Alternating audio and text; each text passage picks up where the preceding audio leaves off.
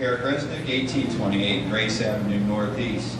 Mr. President, members of the board, and administration.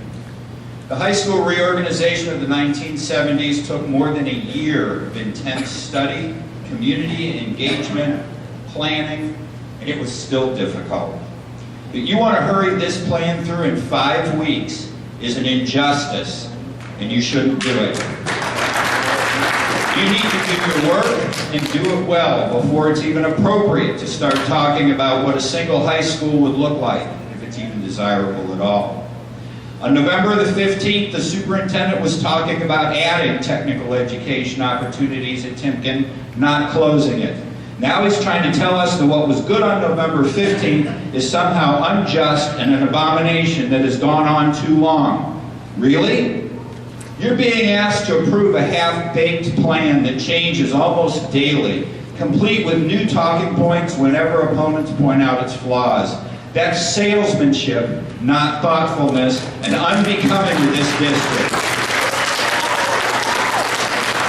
Your superintendent's presentations are highly nuanced and full of half-truths that shift with additional points of view and facts. That's result-driven advocacy, not thoughtfulness, and not diligence that you must exercise. Listen to what your constituents told you and slow down.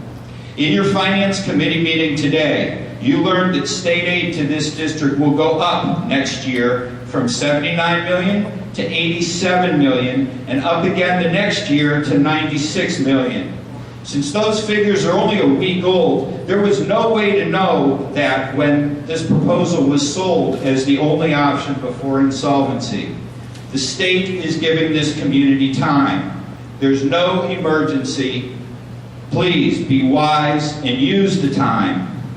This proposal is all about robbing Timken to pay Mckinley, and mostly for athletics.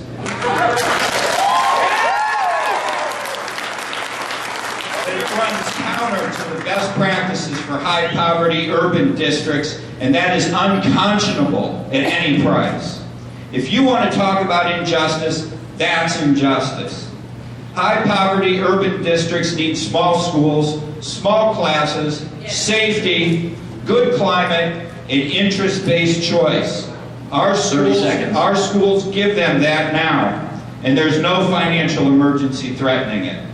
Our high schools are not broken. Other urban districts like Cleveland have been trying to make their high schools more like ours. Our community has always valued best practices, been generous enough to fund them, and had faith in this board to reflect those values. Focus on the meeting the needs of the students in the community first. This isn't Timken versus McKinley. It's about what's best for this community and preserving the integrity of how this school district meets its needs. This is no time to rush into a bad plan.